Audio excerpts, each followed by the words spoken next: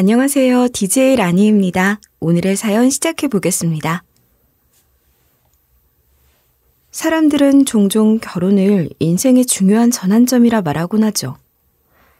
사랑하는 사람과 함께 새로운 가정을 꾸리고 서로를 믿고 의지하며 살아가는 것은 많은 이들의 로망이니까요. 하지만 그 믿음이 철저히 배신당하는 순간 결혼은 때로 인생 최대의 덫이 되기도 합니다. 오늘 저는 제가 그 커다란 덫으로부터 어떻게 탈출할 수 있었는지, 또 얼마나 창의적이고 속 시원한 안가품에 성공했는지 들려드리려고 합니다. 잘 들어주세요. 저는 지극히 평범한 사람이었어요. 집안 형편도 공부도 외모도 성격도 모든 게 다 그저 그런 사람이었죠. 어디 하나 눈에 띄게 잘난 것도 없고 그렇다고 딱히 뒤처지지도 않는 딱 중간 정도의 사람이요. 특별히 잘하는 것도 없지만 그렇다고 아주 못하는 것도 없는 그런 스타일이었어요.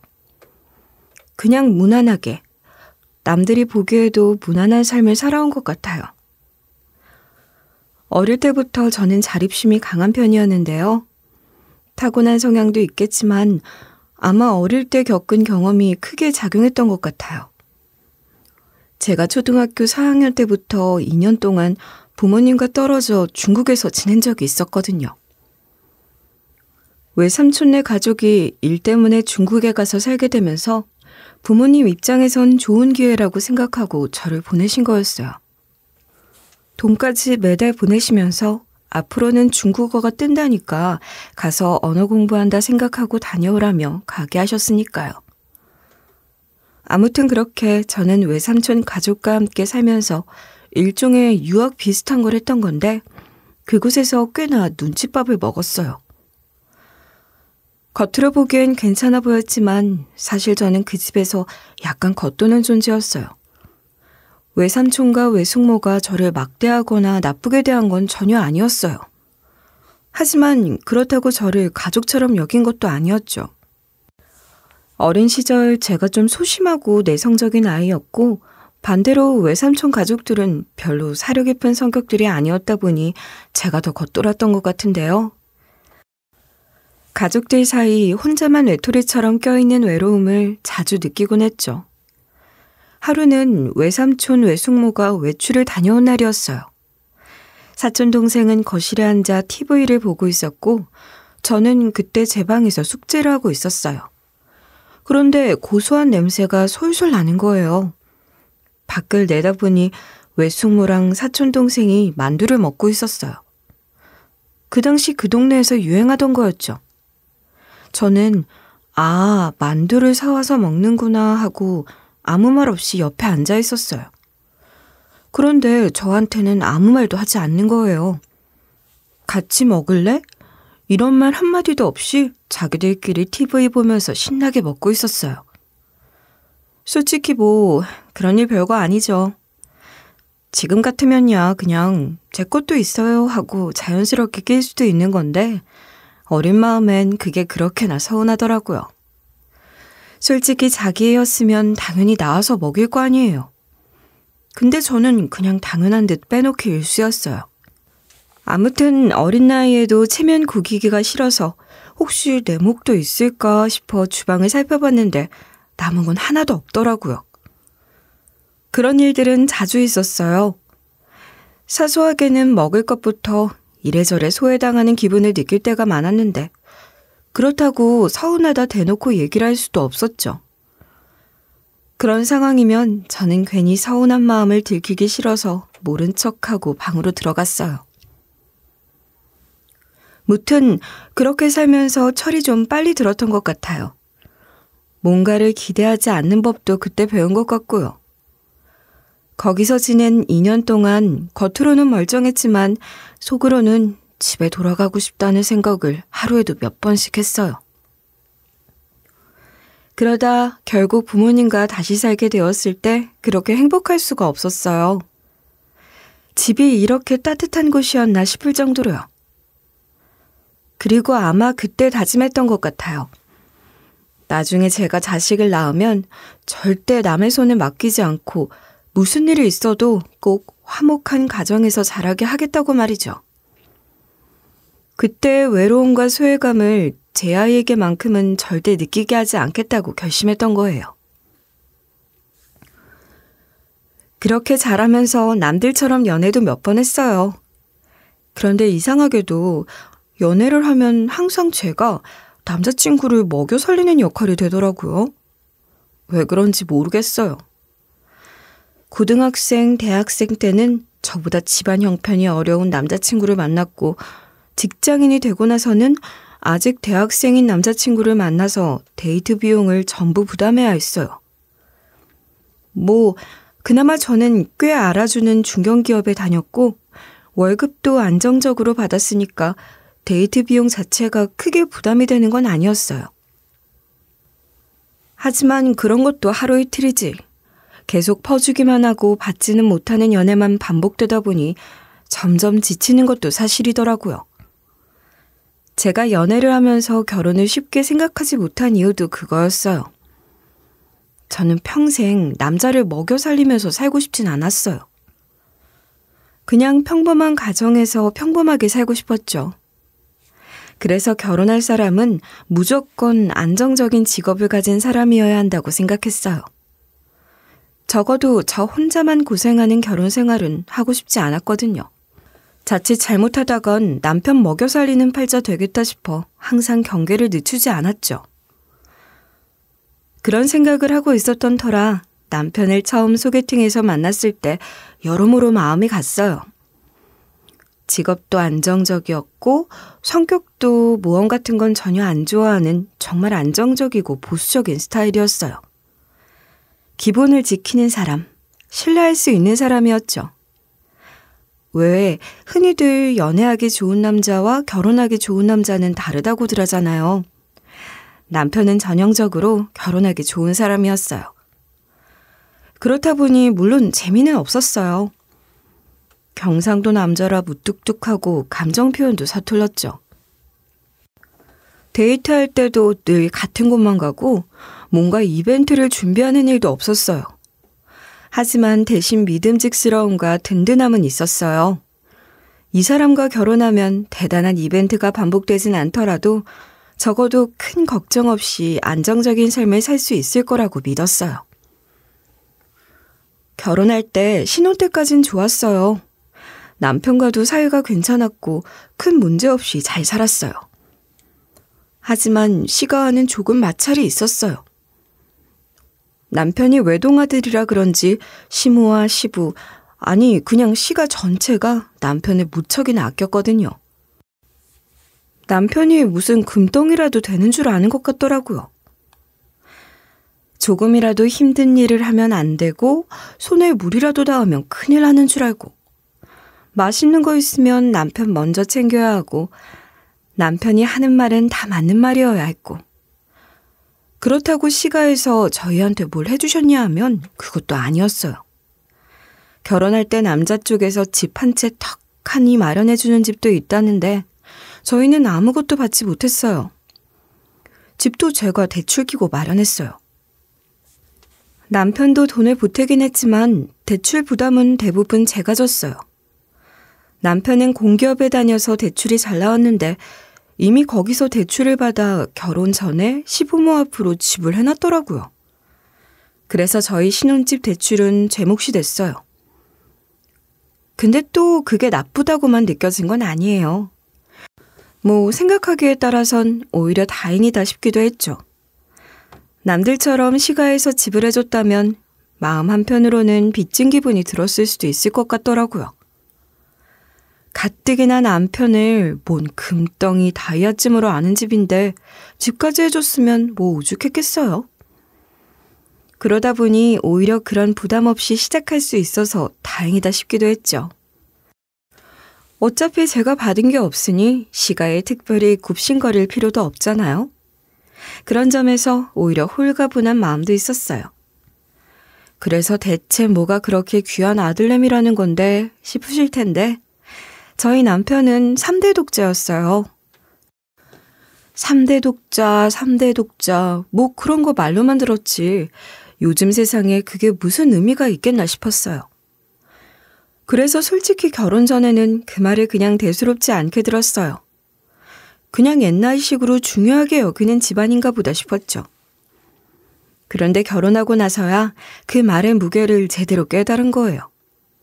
시가에서 남편을 어떻게 대하는지 보고 충격을 제대로 받았죠. 그 집에선 남편이 그냥 아들이 아니라 무슨 왕자쯤 되는 것처럼 떠받들어대고 있었거든요. 뭐 자기들끼리만 그러면 상관없겠는데 문제는 저한테까지 그걸 강요한다는 거였어요. 남편은 세상에서 가장 귀한 존재였고 그 귀한 아들을 저한테 내줬으니 제가 당연히 고맙게 여기고 잘해야 한다는 분위기였어요. 처음엔 그냥 그런가 보다 했어요. 그런데 점점 그 강도가 심해지더라고요. 시모는 남편이 조금이라도 힘든 기색을 보이면 아주 난리가 났어요. 제가 뭘 잘못했길래 자기 아들이 저렇게 피곤하냐는 식이었죠.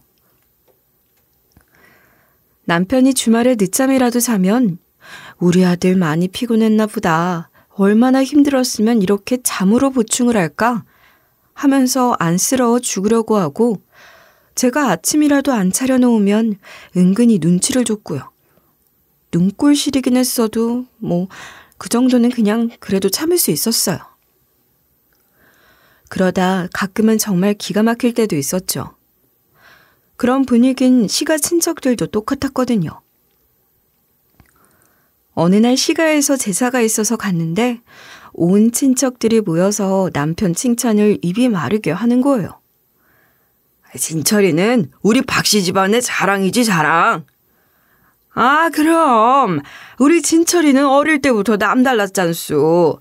세상에 그렇게 똑똑하고 성실한 아들이 어디 있어? 하여간 형님은 아들 복은 있는 줄 아셔야 돼. 새아기 너는 참 시집 하나는 잘 온 거야. 그럼 이런 신랑감이 조선 팔도에 또 없지. 아직도 기억에 선한 게 진철이 얘가 어릴 때부터 좀 비상했어? 오죽하면 친구들 사이에서도 존경을 받지 않았냐 이 말이야. 그랬지.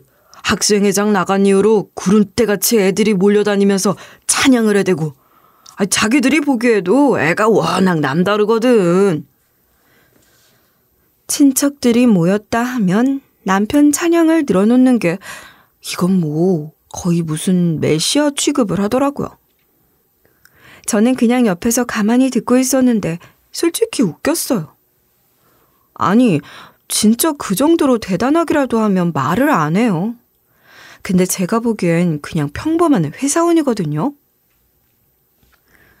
특별히 능력이 뛰어난 것도 아니고 얼굴이 엄청 잘난 것도 아니고 그냥 남들 마냥 적당히 일하고 사는 그런 사람이요. 아니 솔직히 말해서 자기네들 말처럼 그렇게까지 대단한 놈이면 저랑 결혼을 했겠어요? 톱스타나 재벌 가문 막내딸한테 장가를 갔겠죠. 그런데 이 집 식구들은 남편을 마치 세상을 구할 사람이라도 되는 양 떠받들고 있었어요. 진철이 같은 남편 요즘 세상에 어디 가서 찾냐? 돈도 잘 벌지, 똑똑하지, 성실하지. 새아가 너는 아무튼 복 받은 줄 알아야 한다. 얘도 당연히 알겠지. 주변을 둘러봐라. 어디 진철이만한 애가 있는가? 요즘 것들 다 싹수가 노랗지 어디 이런 인재가 또 있겠어. 성품 하나만 봐도 요즘 것들이랑 다른데 돈도 잘 벌고 직업도 반듯하니 네가 생각해도 시집 잘 왔다 싶지? 네? 아하하. 친척들 말에 대충 호응하는 척은 했다만 솔직히 코웃음이 나더라고요. 남편이 안정적인 공기업에 다니고 있으니 물론 월급이 적은 건 아니었어요. 근데 그렇다고 그 돈이 저한테 들어왔냐고요? 아니요. 그럼 그 돈이 저축은 되고 있었냐고요? 그것도 아니요. 심지어 저는 그 돈이 어디로 가는지 전혀 몰랐다니까요. 지금 듣고 계신 여러분들은 어떠신지 모르겠어요. 근데 저는 결혼 전에 부모님만 보면서 자랐고 다른 집 얘기는 잘 모르니까 부부간의 경제권을 누가 가지는지에 대해 깊게 생각해 본 적이 없었어요. 저희 부모님은 엄마가 경제권을 전적으로 다 관리하셨거든요. 아빠는 월급을 받으면 엄마한테 다 맡겼어요. 엄마가 생활비를 알아서 조절하고 저축도 하고 돈 관리를 다 했어요. 그런 걸 보고 자랐으니 저는 당연히 결혼하면 다들 그렇게 사는 줄 알았어요. 그래서 결혼하고 나서 남편한테 통장을 합치든가 아니면 제가 관리하든가 하자고 했었죠. 그런데 남편이 정색을 하고 반대를 하더라고요. 무슨 경제권 얘기야? 아니, 당신 지금 대체 무슨 시대에 사는 거야? 그냥 각자 관리해. 요즘 누가 한 명한테 맡겨. 내가 시대착오적이라고? 아니, 결혼을 하면 당연히 경제권을 합치는 거 아니야? 옛날이야 그러고도 살았지. 근데 요즘은 안 그래. 내 주변에도 보면 다들 각자 관리하고 살아. 그게 당연한 거고. 솔직히 저는 좀 놀랐어요. 남편이 그런 식으로 나오니까 제가 시대착오적인 생각을 하고 있나 싶기도 했어요. 우리 부모님 예시만 보고 내가 너무 구시대적인 생각에 젖어 있나 싶어 인터넷 커뮤니티에도 물어보고 했더니 실제로 요즘은 부부가 각자 돈을 관리하는 경우가 많다고 하더라고요. 그냥 각자 관리하면서 생활비를 각출해서 쓰는 경우가 많다고요. 사실 좀 이해는 안 됐어요. 부부가 무슨 집만 공유하는 하우스메이트, 룸메이트도 아니고 그런 식으로 각박하게들 사나 싶었는데 남편이 하도 정색을 하고 저더러 올드하다고 하니까 저도 결국 그 말에 어느 정도 수긍을 하게 됐죠. 그래서 남편이 저한테 생활비를 주는 걸로 정리하고 나머지 재산은 그냥 결혼 전처럼 각자 관리하기로 했어요. 그렇다 보니 남편이 돈을 어디에다 쓰는지 어떻게 관리를 하고 사는지 그런 건 전혀 모르고 지냈어요. 근데 한 가지 이상한 건 남편이 돈을 벌면서도 항상 돈에 허덕이는 듯한 느낌을 줬다는 거예요. 남편이 다니는 회사를 보면 대략 월급이 얼마인지 짐작이 가잖아요. 그런데도 생활비를 줄 때마다 매번 그렇게 아까운 티를 내는 거예요. 심지어 나중엔 생활비를 줄이라고까지 하더라고요. 처음엔 대수롭지 않게 넘겼는데 어떤 날은 한숨을 푹푹 내쉬고 또 어떤 때는 막 머리를 쥐어짜고 그러니까 좀 의심스럽잖아요. 그래서 한번 대놓고 물어봤어요. 당신, 내가 여러 번 물어보려다 말았는데 말이야. 당신 도대체 돈을 어디다 쓰고 있는 거야? 뭐가 그렇게 돈 걱정이 많아? 혹시 뭐 허튼 데 쓰고 있는 건 아니지? 지금 무슨 소리라는 거야? 허튼 짓이라니. 내가 허튼 짓 하고 다니는 사람으로 보여? 다 참 기가 막혀서. 지금 나랑 장난해? 아니, 내 말은 그러니까 그런 뜻이 아니라. 기가 찬다 진짜. 매일같이 쎄빠지게 일하고 출장 다니고 야근하고 내 딴에는 식구들 먹여 살리겠다고 이 연변 고생을 다 떠는데 내가 이제 이런 말까지 들어야 돼? 내가 고작 그 정도밖에 안 되는 인간이야? 아니야 여보, 그런 뜻으로 한 말 아니야. 당신 성실한 거 나도 알지. 내가 당신 그런 점 믿고 결혼한 건데 난 그냥 당신이 너무 돈 때문에 고민이 많아 보이는 것 같아서 걱정이 돼서 물어본 거야. 그렇게 받아들였다면 미안해. 걱정도 되고 이상하기도 해서 물어본 말에 남편이 너무 화를 내니까 더 물어볼 수도 없었어요. 사실 남편 말이 틀린 것도 아니라 좀 미안하기도 했어요. 솔직히 남편은 허튼 짓을 하고 다닐 사람은 아니었거든요. 성실하긴 엄청 성실하죠. 남편은 술, 담배도 전혀 안 하고 유흥을 즐기는 타입도 아니었고 짬이 나는 대로 애도 잘 봐주고 경상도 남자치고는 가부장적인 면도 딱히 없어서 집안일도 어느 정도는 나서서 하려고 하는 사람이었어요. 그래서 그냥 제가 너무 예민했나 보다, 심하게 굴었나 보다 하고 넘어가기로 했어요. 그런데도 뭔가 계속 찝찝한 마음이 드는 건 어쩔 수가 없었어요. 남편이 돈을 어떻게 쓰는지 전혀 알 수 없다는 게 점점 더 신경이 쓰이기 시작했죠. 그리고 그게 단순한 기분 탓이 아니라는 걸 깨닫는 데는 그리 오랜 시간이 걸리지 않았습니다. 저희 남편은 평소 강원도로 출장을 자주 다녔어요.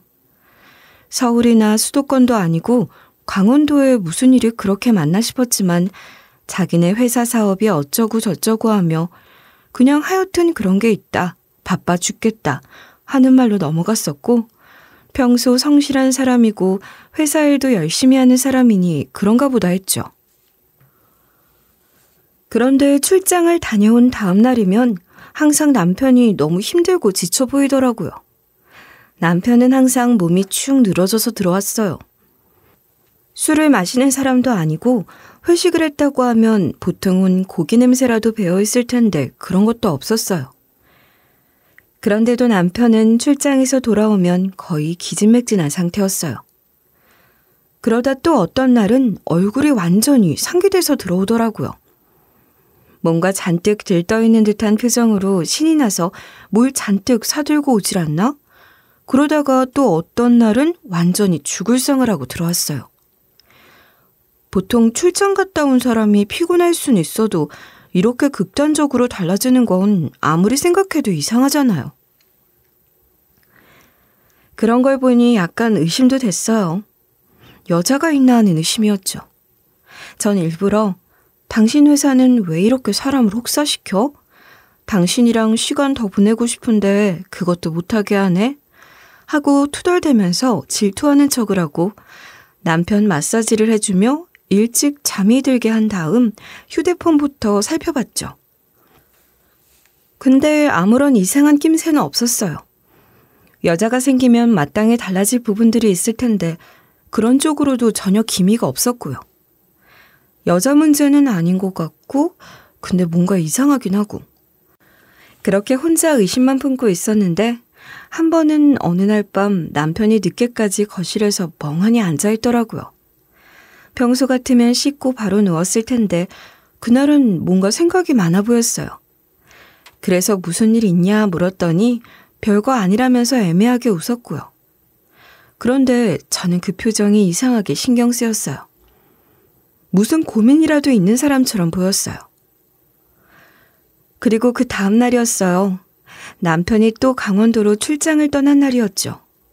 갑자기 경찰서에서 저한테로 전화가 온 거예요. 박진철 씨 보호자 되시죠? 하고 묻는데 심장이 덜컥 내려앉았어요. 무슨 일이냐고 물었어요. 경찰은 차분한 목소리로 말하더군요. 남편이 강원도에서 교통사고를 당했다고. 그것도 새벽 시간대에. 술을 마시지도 않은 상태에서 혼자 가드레일을 들이받고 즉사했다고요. 저는 그대로 얼어붙고 말았어요. 손이 덜덜 떨려왔죠. 이게 무슨 말인가 싶었어요. 아니, 몇 시간 전까지만 해도 출장을 간다고 인사를 했던 사람이었는데 갑자기 세상을 떠났다니 도저히 믿기지 않았어요. 곧장 병원으로 달려갔어요.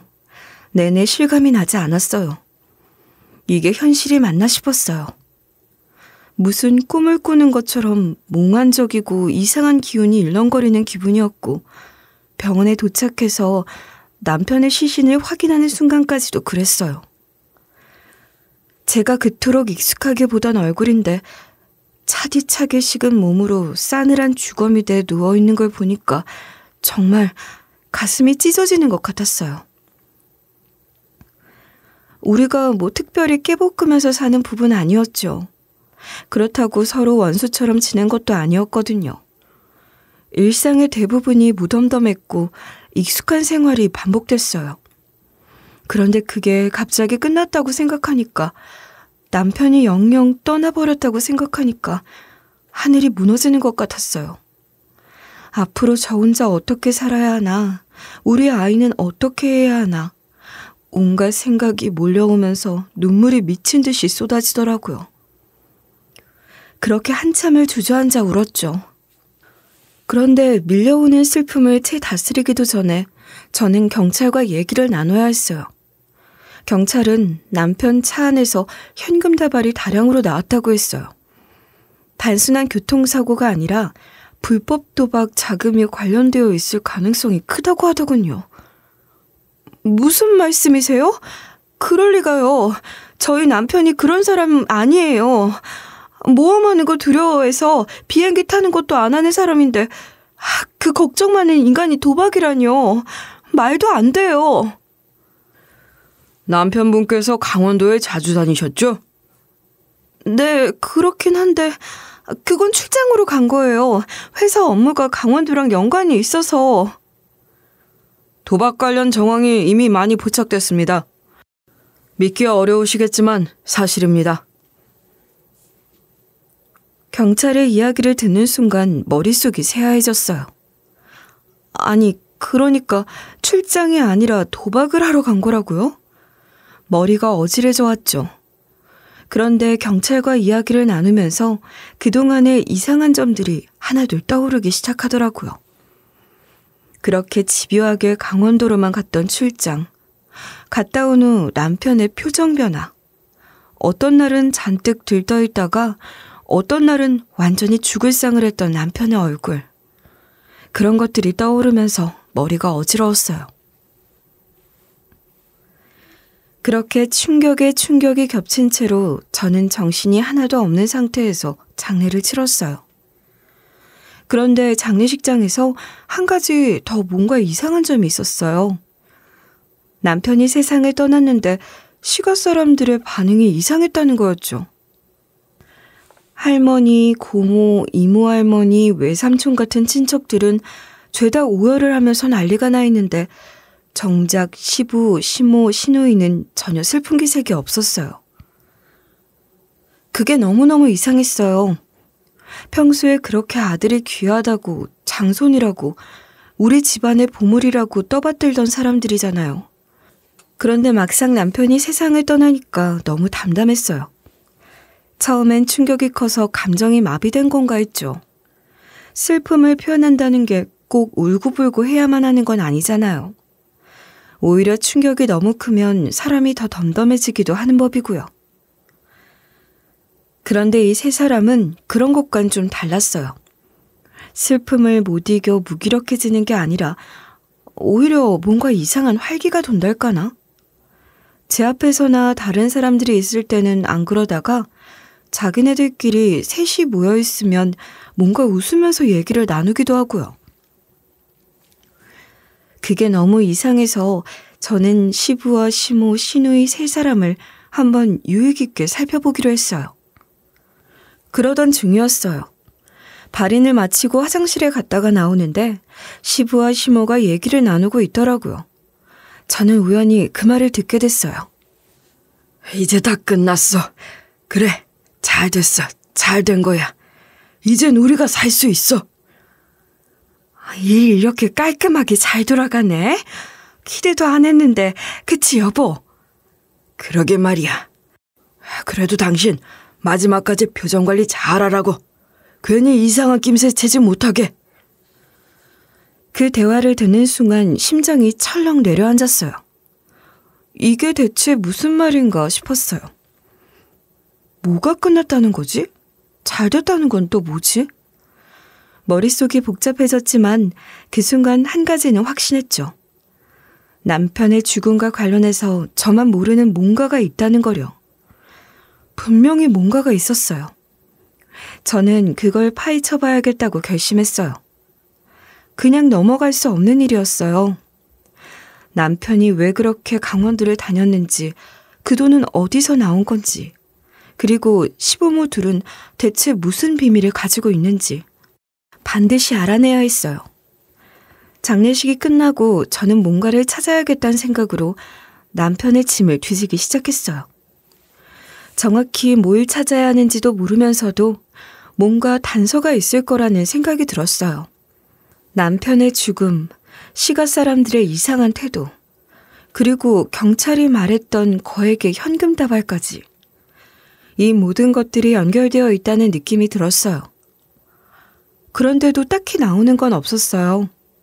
서랍을 뒤지고 옷장을 정리해봐도 특별한 건 나오지 않았어요. 그러다가 남편 차를 정리하려고 트렁크를 열었어요. 안에는 평소에 남편이 쓰던 여행 가방과 자동차 용품들이 있었을 뿐 별다른 건 없었죠. 별 소득 없이 트렁크를 닫으려고 하던 그때였어요.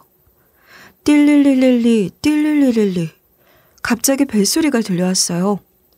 트렁크 안에서 전화벨이 울리고 있었어요. 순간 심장이 덜컥 내려앉았어요. 분명 경찰이 남편 유품으로 휴대폰을 저한테 돌려줬거든요. 그런데 무슨 휴대폰이 울리는 건지 소름이 돋았죠. 곧이어 트렁크 안쪽에 깔려있던 시트를 걷어내자 그 밑에서 작은 휴대폰 하나가 나왔어요. 작은 폴더폰이었어요. 남편이 평소에 쓰던 휴대폰과는 전혀 다른 모델이었죠. 화면에 보니 저장된 이름 없이 그냥 번호만 떠있더군요. 이 전화는 대체 누구에게 온 걸까? 저는 머뭇거리다가 전화를 받았어요. 뭔가 단서가 될지도 모른다는 생각으로요. 여보세요 하고 전화를 받자 그 순간 낯선 남자의 목소리가 들려왔어요. 여보세요? 그쪽 죽은 박진철 아내분 맞죠? 순간 등골이 오싹했어요. 남자는 마치 제가 받을 걸 알고 있었다는 듯이 아주 태연하게 말했어요. 저는 당황하면서도 조심스럽게 물었어요. 누구시죠? 누구신데 저를 알고 계시는 거예요? 내가 누구냐가 중요한 게 아니고 내가 당신 남편한테 돈을 빌려줬던 사람이라는 게 중요한 거지. 당신 남편이 내 돈 빌려가고는 갚지도 못하고 죽었잖아. 그래서 하는 말인데 그 빚 중 일부가 당신 이름으로 되어 있더라고? 뭐라고요? 제가 무슨 돈을 빌려요. 저는 그쪽이 누군지도 모르는데 남편한테 빚이 있다는 것도 난 지금 들었다고요. 전 그런 대출 받은 적 없어요. 제 이름으로 되어 있다니 그게 무슨 말이에요? 난 그런 거 한 적 없다고. 당연하지. 당신이 직접 한 게 아니라 당신 남편이 했으니까. 인감도장, 신분증, 서류 같은 것만 있으면 남이 대신 대출 받을 수도 있는 거 알지? 우리가 뭐 은행도 아니고 그런 거 다 일일이 따져서 대출해주는 사람들은 아니거든. 당신 남편이 당신 인감도장이랑 서류를 이용해서 돈을 빌렸더라고. 원래 이런 거 가족들이 가장 쉽게 당하는 거야. 이 순진한 여자야. 그제서야 저는 모든 게 이해되기 시작했어요. 지나간 일들이 모두 주마등처럼 스쳐 지나갔어요. 남편이 평소에 저한테 이것저것 서류를 가져와서 서명하려고 했던 일들이 떠올랐어요. 대출 서류라면 당연히 의심했겠지만 남편은 늘 그럴듯한 이유를 대면서 사인을 하라고 했어요. 자기, 이번에 회사에서 대출을 받을 건데 서류에 공동명의로 넣어야 한다고 하네? 회사에서 대출 조정하는 거라는데 여기에 사인 한 번만 해줘. 이런 말들에 저는 아무런 의심도 하지 않고 그냥 사인했어요. 설마 남편이 그런 짓을 할 거라고는 상상도 못했어요. 그런데 그게 다 남편이 제 이름을 이용해 돈을 빌리기 위한 술수였던 거예요. 그런데 더 충격적인 건 그 다음이었어요. 남자는 조용히 한숨을 쉬더니 말하더군요. 그러게 왜 그런 놈이랑 결혼했어? 그 새끼 아주 오래전부터 도박에 미쳐있던 놈이었어. 내가 처음 돈 빌려줄 때도 그랬다니까. 딱 봐도 답 없는 놈이더라. 도박하는 놈들 팔을 잘라도 발로 도박을 하고 눈만 뜨고 살아있으면 도박 못 끊을 놈들이야. 도박판에 빠져서 한두 번 돈 날려본 놈이 아닌데 참 그쪽도 안 됐다 안 됐어. 그러게 뭐 그런 놈이랑 결혼을 해서는. 그러니까 그 사람이 도박판에 뛰어든 게 하루 이틀 된 일이 아니라는 거네요? 하루 이틀은 무슨, 벌써 10년이 다 돼가겠구만. 젊은 놈이 어쩌다가 그렇게까지 도박에 미쳤는지.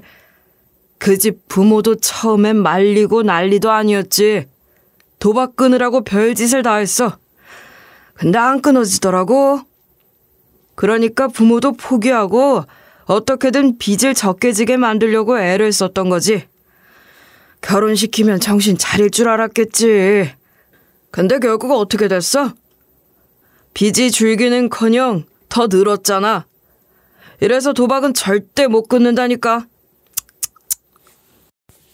숨을 쉴 수가 없었고 손이 부들부들 떨렸어요. 순식간에 너무 많은 사실들을 알아버린 저는 충격에 움직일 수조차 없었습니다. 그러니까 죽은 제 남편은 결혼하기 한참 전부터 도박에 빠진 사람이었어요. 이미 빚이 있었고 그걸 시부모도 알고 있었어요. 그런데 그런 아들을 어떻게든 결혼시켜서 사람답게 만들 생각을 한 거예요. 그래서 저한테는 남편이 성실하고 안정적인 남자라고 속였어요. 그런데 결혼 후에도 도박이 끊어지지 않자 결국 제 이름을 이용해 빚을 더 냈고 이제 남편이 죽었으니 그 빚을 저한테 떠넘기려고 한 거예요. 그러니까 처음부터 저는 속고 있었던 거예요. 결혼할 때부터. 아니, 그 이전부터. 머릿속이 핑 돌았어요. 이걸 알게 된 이상 더는 가만히 있을 수 없었어요.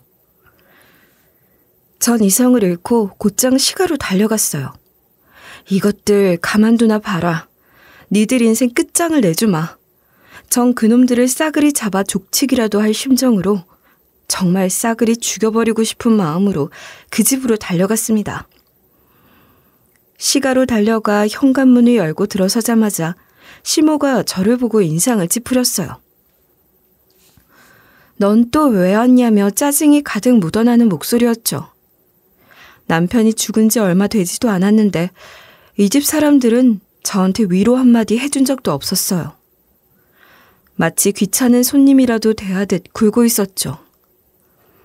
저는 한마디 말도 없이 남편의 트렁크에서 발견한 핸드폰과 남자가 팩스로 보내준 내역을 들고 꺼내 시모 앞에 내밀었어요. 이거 설명 좀 해주시죠.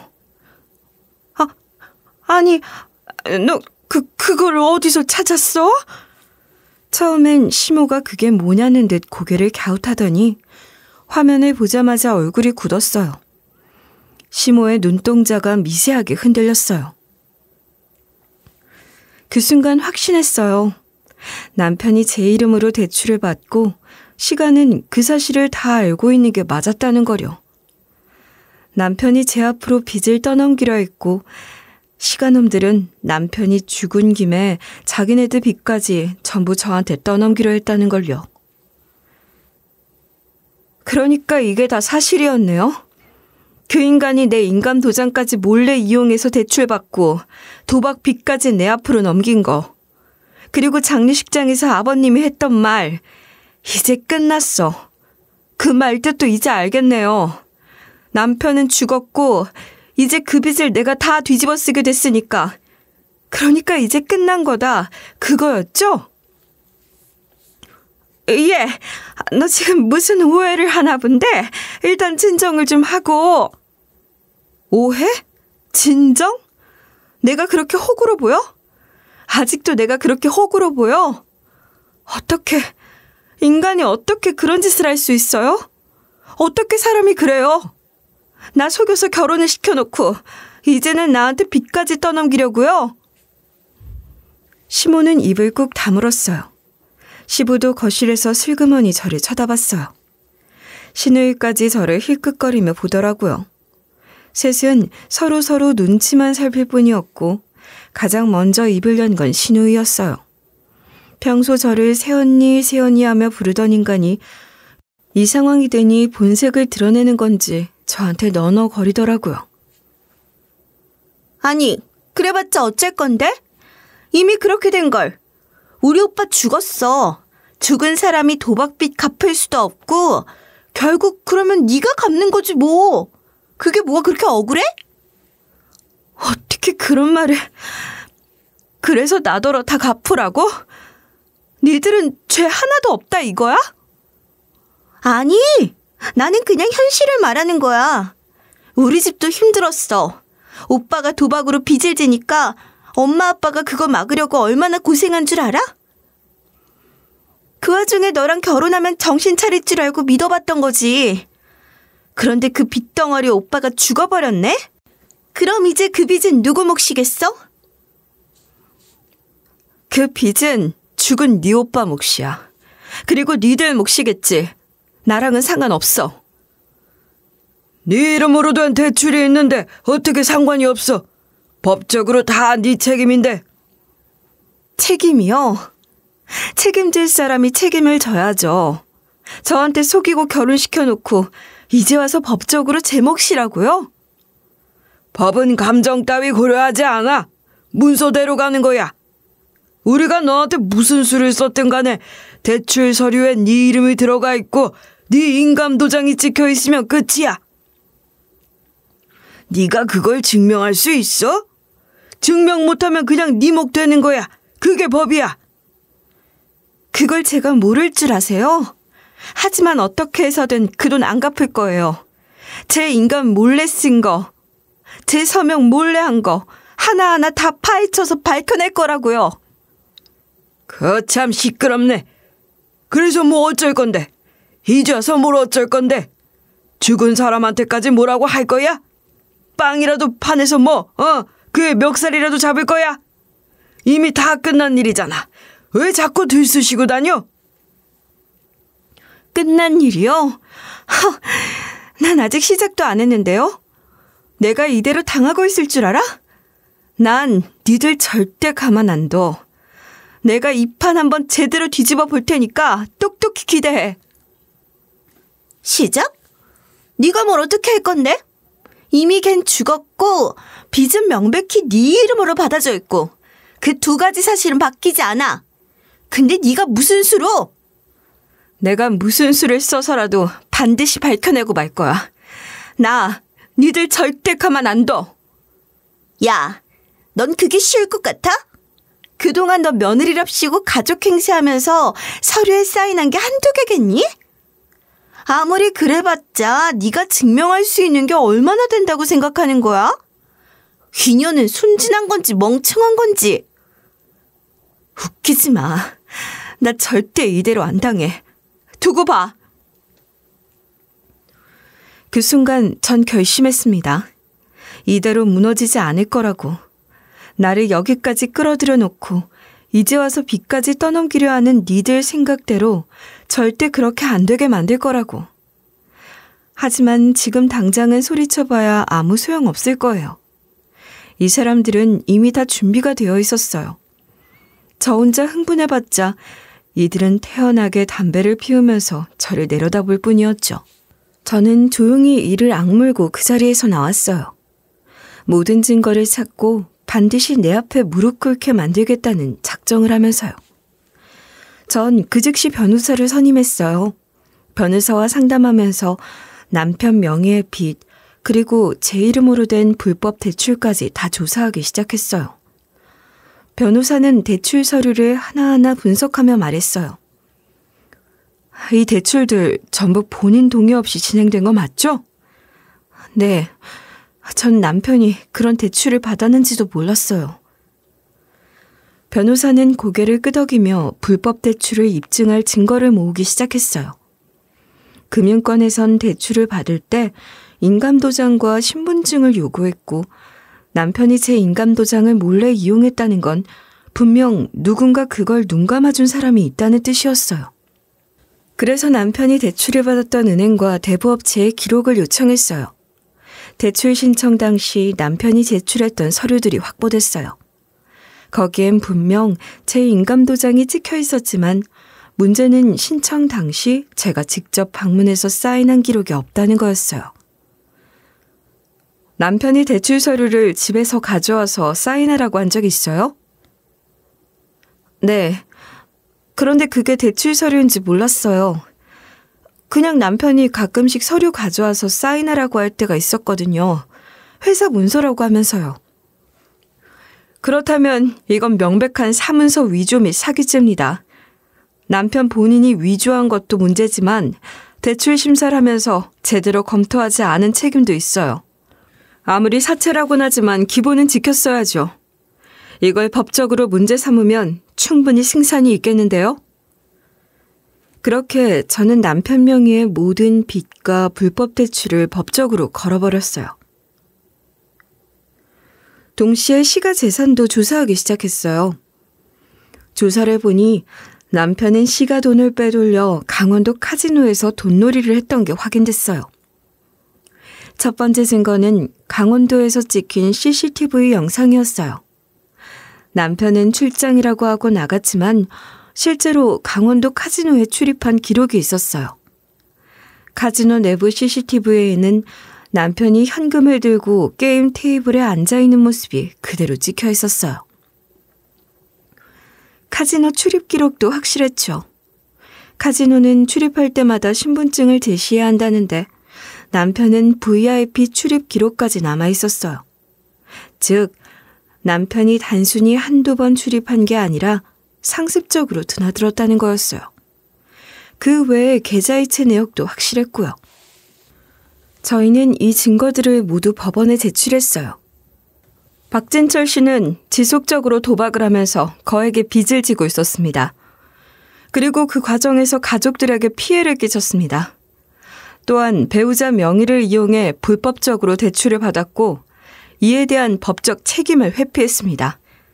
이에 따라 박진철 씨의 재산뿐만 아니라 그 가족들이 공모한 정황이 확인된 만큼 이들의 재산도 법적 조치를 취해야 합니다.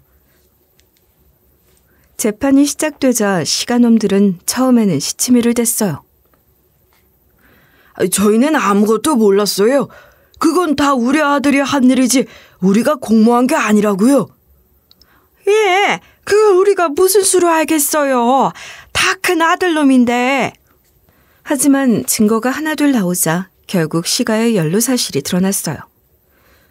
법원은 남편이 시가 돈을 이용해 도박을 했고 시가는 그 사실을 알면서도 방조했다는 점을 인정했어요. 저와 결혼시키는 과정에서 이 사실을 숨긴 것, 제 재산을 이용하고 빚을 씌우기 위해 공모한 것 등이 모두 드러났죠. 결국 시가 재산 일체에 대해 압류 판정이 내려졌어요. 압류 판정이 내려지는 순간 시가놈들은 완전히 미쳐 날뛰었어요. 이건 사기야. 이거 다 조작된 거 아니야? 우리 집을 빼앗겠다고? 이게 말이 된다고 생각해? 우리가 뭘 잘못했다고?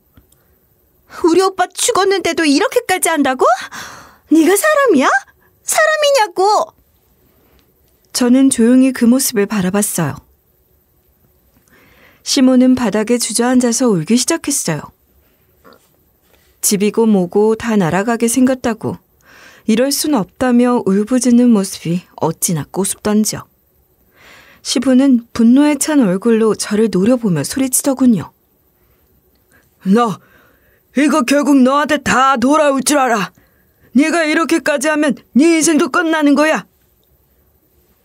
야, 니들이 지금 인과응보, 권성지각 뭐 그런 얘기를 하는 거니?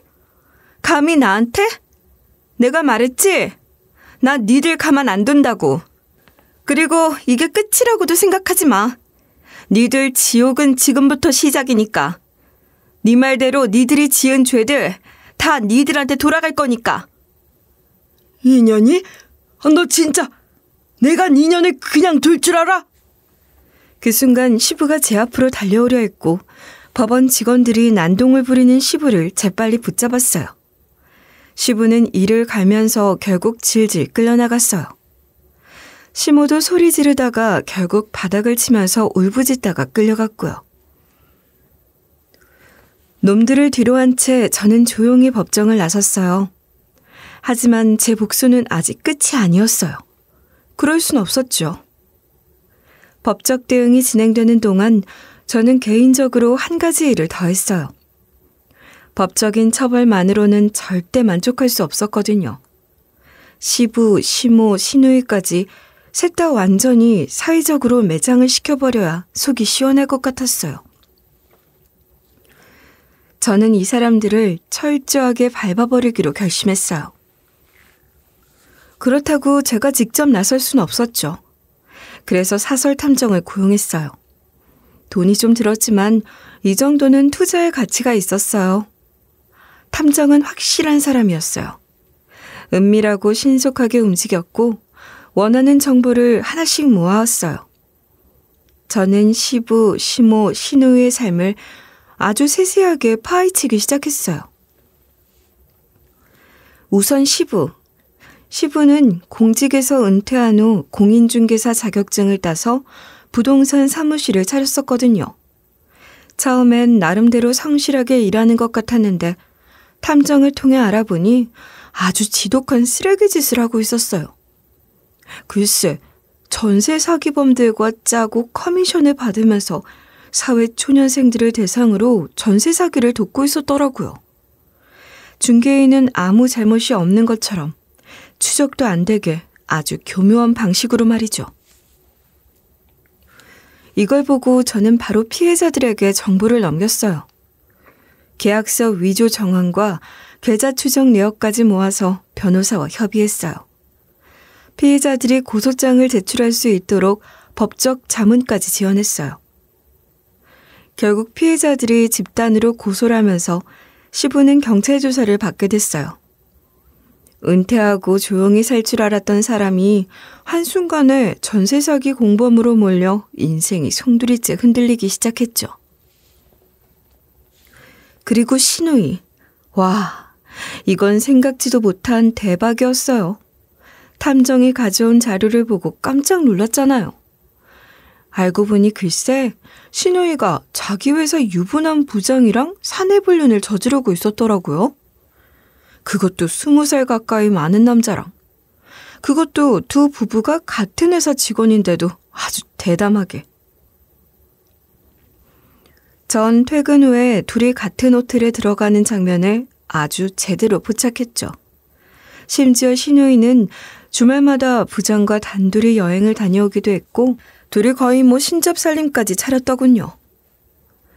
이걸 어떻게 터뜨릴까 고민하다가 저는 회사 내부 게시판을 이용하기로 했어요. 탐정이 익명 계정을 만들어서 사내 게시판에 우리 회사 모 부장님과 직원 간의 부적절한 관계에 대한 제보라는 글을 올렸어요. 그리고 첨부 파일엔 둘이 호텔에서 나오는 사진과 여행지에서 찍은 CCTV 캡처 화면이 포함되어 있었죠. 그날 신우인의 회사는 완전히 뒤집혔어요. 게시판이 폭발적으로 댓글이 달렸고 부장의 와이프까지 그 사실을 알게 됐어요. 와이프는 그 길로 회사를 찾아왔어요. 사무실 한가운데에서 대판 싸움이 벌어졌어요. 와이프가 신우의 머리채를 잡고 끌어내리며 소리를 지르고 그런 난리가 없었다더군요. 신우인 완전히 망신을 당했고 결국 부장은 회사에서 쫓겨났어요. 신우이도 결국 퇴사했죠. 직장 동료들 사이에서 불륜녀로 소문이 나서 도저히 버틸 수가 없었거든요. 아, 그리고 시모. 시모는 사회생활을 하는 사람이 아니었어요. 전업주부였고 평생 살림만 했죠. 그런데 시모는 부녀회장을 15년간 해오면서 동네에서 아주 유명한 사람이었어요. 사람들 사이에서 영향력이 있었고 지역 모임에서 중심 역할을 하는 편이었죠. 워낙 목소리도 크고 나서기도 좋아하는 성격이라 말이에요. 그런데 동네에서 유명하다는 게 무슨 뜻이겠어요? 그만큼 망신 주기 쉬운 사람이기도 하단 말이죠. 저는 시모가 며느리 인감도장을 몰래 이용해서 아들 빚을 갚으려 했다는 사실을 동네에 퍼뜨리기로 했어요. 가장 효과적인 방법은 입소문이었어요. 저는 동네에서 가장 수다스럽기로 소문난 몇몇 사람들 앞에서 눈물을 보였죠. 그리고 일부러 슬픈 표정을 지으며 말을 꺼냈어요. 저도 이 동네에서 오래 살았고 어머님도 워낙 믿음이 가는 분이시라 믿었는데 세상에 저한테 이렇게까지 하실 줄은 몰랐어요. 며느리 인감도장 몰래 써서 자기 아들 빚을 갚으려고 하시다니요. 전 너무 충격이었어요. 아니 이런 여편 내가 부녀회장까지 하다니 진짜 몰랐어. 지 아들 잘났다고 그렇게 잘난 척을 하고 다니더니 뒤에서 그런 범죄를 저지른 거야? 어머머, 진짜 너무 무섭다. 수군거림은 곧 삽시간에 소문으로 퍼졌어요. 며칠 만에 시모의 명성은 바닥으로 추락했죠. 동네 시장에서 장을 볼 때도 사람들은 시모를 힐끔거렸어요. 모임에서도 부녀 회장님 인감도장 몰래 쓰시면 안 돼요. 하고 비꼬는 말이 나왔고 시모는 더 이상 부녀 회장 자리를 유지할 수 없음은 물론 동네 모임에서도 배척당하기 시작했어요. 그렇게 저의 전 시가놈들은 완전히 끝장이 나고 말았죠.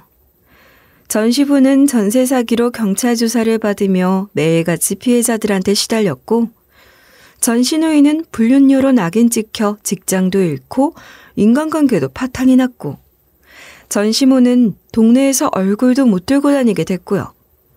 게다가 법적으로 재산도 전부 압류당했으니 남은 건 빚뿐이었죠.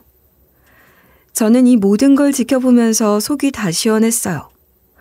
법적으로도 사회적으로도 완전히 몰락한 꼴을 보고 나니 그제야 두 발 뻗고 잘 수 있겠더라고요. 저는 이제 아들이랑 둘이 살고 있어요. 애아빠 꼴도 보기 싫어서 저는 귀이리고 뭐고 전혀 신경 안 쓰는데 그래도 아들한테는 아빠기도 하고 애한테까지 제 부정적인 감정을 전이하면 안 되니까 기일이 되면 전시가에 애만 보내고 있어요. 갔다 와서 애가 그 집 사람들이 어떻게 살고 있는지 들려주는 게 좀 재밌긴 해서 계속 보내곤 있는데 이제 이것도 그만둬야 하나 싶어요. 아들도 점점 커가고 저도 이제 신경 끄고 살 때가 된 것 같기도 하고요. 제가 어쩌면 좋을까요? 현명하신 분들께서 댓글로 의견 좀 남겨주시면 감사하겠습니다. 그럼 끝까지 들어주셔서 정말 감사합니다.